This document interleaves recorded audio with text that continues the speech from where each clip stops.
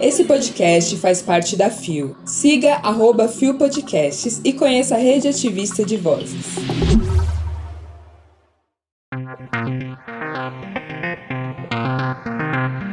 A revolução dos desenhos queer. Artistas travestis indicadas ao prêmio Bibi Ferreira. Rodrigo Amorim se torna réu por violência de gênero. Sexta-feira, 26 de agosto de 2022. Olá, eu sou Bia Carmo e este é mais um Bom Dia Bicha. Sextou, galera! Hoje é sexta-feira! Levanta, viada, vamos assim! O seu podcast diário de notícias sobre as comunidades LGBTQIAP+. 6 e ônibus. Deu no IG Queer, Geek Queer. Desenhos LGBT são promessas de revolução na indústria. Publicado em 21 de agosto de 2022 por Miguel Trombini. Falar sobre representatividade LGBTQIAP+, na cultura pop e no universo geek inclui vertentes muito distintas que, ao mesmo tempo, conversam entre si. Uma delas é o mundo dos desenhos. Desde as séries animadas aos filmes do estúdio Pixar, o que não faltam são produções que fizeram parte da infância de muitos adultos e que estão marcando presença na adolescência de outras gerações. Há exemplos recentes de desenhos explicitamente LGBTs que fazem muito sucesso entre o público e levantam debates importantes como Steven Universe, She-Ra, Gravity Falls, Clarence, entre outros. Sem contar as várias teorias sobre personagens da Disney que supostamente fazem parte da comunidade também. Independentemente de serem canon oficiais ou headcanons não oficiais, personagens LGBTs são representações claras das vivências desses indivíduos. E ter contato com eles é uma luz de esperança, levando em conta o quanto a comunidade é organicamente excluída em diversos espaços. Para entender melhor a importância de produções inclusivas, o IG Queer conversou com Érica Modesto, cineasta, professora do ramo audiovisual na EBAC, LGBT e entusiasta dos desenhos. Ela comenta que a principal mudança no cerne das produções voltadas para a comunidade queer foi trazer os personagens para uma ótica humanizada, realista e que foge do padrão tirano por meio do qual eram vistos inicialmente. A primeira coisa que aconteceu foi tirar a temática LGBT de um lugar de vilania. Comecei a pensar em vilões da Disney, por exemplo. E todos eles têm trejeitos afeminados que são socialmente ligados à comunidade, como o vilão de O Corcunda de Notre Dame ou o próprio Scar, do Rei Leão. Explica. De acordo com ela, a desconstrução dessa visão pejorativa ocorreu ao mesmo tempo em que outros ideais começaram a se dissolver para dar lugar a pautas novas e menos atreladas aos padrões cis-heteronormativos. Modesto destaca ainda que os desenhos possuem uma força de influência e atuação que outros gêneros da produção audiovisual não possuem, o que o torna uma arma poderosa quando se trata de pautar debates e promover reflexões. Em retrospecto, seria mentira afirmar que a apresentação de personagens cuja expressão e comportamento fogem do padrão cis-heteronormativo é totalmente recente. De fato, existe maior mobilização e desenvolvimento aprofundado agora. Mas não é de hoje que alguns personagens despertam a possibilidade de ir contra as normas vigentes. Érica cita um exemplo clássico e que lhe marcou de maneira bem pessoal. O Pernalonga. Afirma com veemência. O mascote dos estúdios Warner Bros. Surgiu nos anos 1940 e é o personagem mais popular das séries Looney Tunes e Merrie Melodies. Era muito comum assistir episódios em que ele se disfarçava de mulher, o que para a época já era excêntrico, e mesmo que não fosse abordado da maneira correta, pode-se relacionar esse hábito tanto à cultura drag quanto à própria desconstrução dos estereótipos de gênero. Pensando em linha do tempo, demorou até que os desenhos começassem a abordar explicitamente a sexualidade e identidade de gênero dos personagens. Hora de Aventura, por exemplo, retrata o relacionamento entre Marceline e Princesa Jujuba, e a série estreou em 2010. Já Steven Universe encontrou o coração do público em 2013 e She-Ra em 2018. My Little Pony, por sua vez, só mostrou o primeiro casal LGBT formado por duas pôneis em 2019. Me espanta demais a hipocrisia. Muitas vezes, as crianças não são proibidas, por exemplo, de assistir animações com violência, porque ninguém pensa que ela vai virar uma potencial assassina se fizer isso ou algo do tipo. Mas dizem que ver um beijo homoafetivo vai destruir a mente dela. Isso não faz sentido. Comenta. Não estamos mais na fase de viver em armários. Claro, ainda há um caminho longo a percorrer, mas o consumidor precisa entender a força que tem, principalmente em termos de demanda. É quem assiste que pode exigir maior posicionamento das produtoras, tanto de forma sutil quanto de forma não sutil. Precisamos nos mobilizar quando for necessário e fazer barulho mediante as barbaridades que surgem. Não tem como dissociar a nossa forma de viver daquilo que acreditamos. Afinal, a política é isso, um reflexo das nossas crenças em termos de sociedade. Ai, que bonito isso. Eu tô passada. A política é isso, um reflexo das nossas crenças em termos de sociedade. Acho que nem tem muito o que comentar, né? A matéria diz tudo. E as falas da Érica Modesto são extremamente assertivas. Poderosíssima como a espada de um samurai. Quando nós nos tornamos adultos, né, que é a maior parte da nossa vida, nós temos uma tendência a nos identificarmos com os vilões. Acho que nós temos essa identificação por eles trazerem falha de caráter, que é uma coisa que todos nós temos. Quem é você pra falar mal de uma diva que já é consagrada? Não necessariamente nós fazemos as maldades, mas passa na nossa cabeça se livrar de gente chata, enfim, de fazer algumas coisas não muito legais. Abafa. E também porque geralmente os vilões possuem mais personalidade, eles são encantadores, falam o que pensam, são debochados, por aí vai. Teve uma vez, quando eu fazia teatro, eu interpretei a Rainha de Copas. A Rainha de Copas, pra quem não conhece, se tem alguém que não conhece, ela é a vilã da Alice no País das Maravilhas. E aí eu fiz algumas apresentações pro público adulto, e nessas apresentações a galera ovacionava quando eu entrava, tipo, uhul, é! Sim, gente, já fui artista, galera, beijos! Eu sou fina, querida! Mas quando eu apresentava pro público infantil, as crianças me vaiavam absurdamente. Pra mim, eu achava isso incrível, achava sensacional, porque era uma resposta pro meu trabalho, pro que eu tava fazendo. Eu entendia que elas estavam compreendendo que a Rainha de Copas não era uma pessoa legal, que ela fazia muitas maldades com a Alice. Então, as vaias eram uma coisa muito boa pra mim, como personagem, né? Como uma pessoa que tava fazendo aquele personagem. E aí, durante a matéria, eu lembrei disso. Ter personagens em desenhos mais próximos ou até mesmo pertencentes à comunidade, como vilões, cria essa conexão na cabeça das crianças, né? É, gata. Eu não posso gostar dessa pessoa porque ela é ruim, é isso que eles pensam. Ela quer prejudicar os outros, então esse personagem que possa ter aqueles trejeitos mais afeminados, que pra sociedade já é conectado com a comunidade, então não é uma coisa legal. Fica na cabeça delas.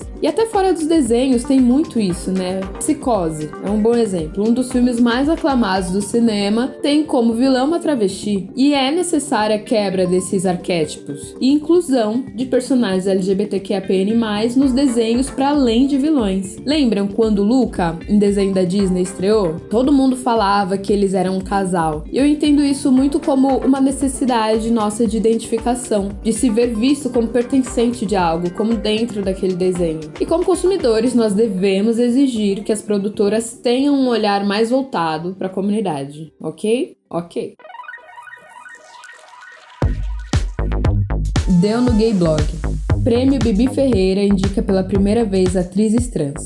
Publicado em 22 de agosto de 2022, por David Pazzato. As atrizes Verônica Valentino, Maria Matei e Diva Manner são as primeiras artistas trans na história dos musicais brasileiros a serem indicadas nas mais importantes categorias da maior premiação do teatro musical do país, o Prêmio Bibi Ferreira. Verônica, que está em cartaz com a peça Brenda Lee e o Palácio das Princesas, em São Paulo, concorre a Melhor Atriz, com Cláudia Raia, que concorre por Concerto para Dois, o musical, Marisa Hort, que concorre com A Família Addams, Karen Hills, que concorre com Donna Summer musical, Carol Costa, que concorre com Chicago, e Andressa Massey, que concorre com Sweeney Todd. Brenda Lee e o Palácio das Princesas também rendeu indicação para Marina, na categoria de Melhor Atriz Coadjuvante. Júlia Nadruz concorre com Barmum, o Rei do Show. Chiara Sasso concorre também com Barmum, o Rei do Show. Lilian Valesca concorre por Chicago. E Pamela Rossini concorre por A Família Addams. Já Diva Manner concorre a Revelação em Musicais por sua participação em Barman, o Rei do Show. Ao lado dela também disputam a categoria Marina Mattei e Verônica Valentino por Brenda Lee e o Palácio das Princesas. Cleomácio Inácio concorre por Tatuagem e Denis Pinheiro concorre por Sweeney Todd. Além das indicações das atrizes, Brenda Lee e o Palácio das Princesas concorrem às categorias de Melhor Musical e Melhor Musical Brasileiro. A produção do Núcleo Experimental conta a história da travesti Caetana, também conhecida como Brenda Lee, que se tornou um marco na luta por direitos LGBTQIA+ no Brasil. Criada em 2011, a primeira premiação exclusiva de teatro musical do Brasil leva o nome da grande diva dos palcos, Bibi Ferreira. O prêmio foi concebido a partir da troca de informações entre a Marcenaria de Cultura com a Broadway League e a American Wings, responsáveis pelo Prêmio Tony, e a Sociedade Teatral de Londres, responsável pelo Prêmio Olivier. Antes de mais nada, uma salva de palmas para as indicadas! Fico muito feliz pelo reconhecimento do trabalho e do talento dessas atrizes. O teatro, ele não é uma cultura muito forte no Brasil. Muitos de nós vamos poucas vezes ao ano, né? Algumas vezes nem vamos, por muitos anos. O sistema é foda. E eu acho que vale muito colocar essa atividade como uma forma de lazer e cultura no nosso cotidiano. E o espetáculo Brenda Lee e o Palácio das Princesas está em cartaz no Núcleo Experimental aqui em São Paulo. Tem metrô próximo, fica lá na Rua Barra Funda. E o preço dos ingressos são bem acessíveis. Tem ingressos de R$20 a R$60. É possível parcelar. Gente, vale muito. Babado, maravilhoso, amém. Eu convido o pessoal de São Paulo para prestigiar o musical. E quem tiver de passagem pela cidade também, dá uma passadinha lá, acho que vai valer muito a pena. Vem! O evento da premiação do Prêmio Bibi Ferreira será no dia 21 de setembro e Verônica Valentino, Maria Mattei e Diva Manner, eu acho que não somente eu, mas todo mundo que tá ouvindo esse episódio agora, nós estamos na maior torcida por vocês. Exatamente. Quebrem a perna, merda! Deu na mídia ninja. TRE Rio de Janeiro torna réu o deputado Rodrigo Amorim por violência política de gênero contra Beni Brioli. Publicado em 23 de agosto de 2022 via Planeta Foda. O site não informou a pessoa responsável pela matéria. O Tribunal Regional Eleitoral, TRE, do Rio de Janeiro, julgou nesta terça-feira, 23 de agosto, a denúncia contra o deputado estadual Rodrigo Amorim, do PTB do Rio de Janeiro, por violência política de gênero. Por unanimidade, os desembargadores tornaram o deputado, que já quebrou a placa de Marielle Franco, o primeiro réu por violência política de gênero no estado do Rio de Janeiro. De acordo com a denúncia, no dia 17 de maio, ele teria assediado, constrangido e humilhado a vereadora Beni Brioli, vereadora do PSOL em Niterói, durante um discurso. Na ocasião, o deputado bolsonarista chamou a vereadora de Beelzebub, aberração, e a tratou no masculino, dizendo: talvez não enxergue sua própria bancada que tem lá em Niterói um Boizebu, que é uma aberração da natureza, aquele ser que tá ali. Em um segundo momento, ele afirma: ela faz referência a um vereador homem, pois nasceu com pênis e testículos, portanto é homem. Para a Procuradoria, o crime eleitoral teria como meta impedir e dificultar o desempenho do mandato da vereadora. No Código Eleitoral, o crime imputado a Amorim tem penas previstas entre 1 e 4 anos de prisão e multa.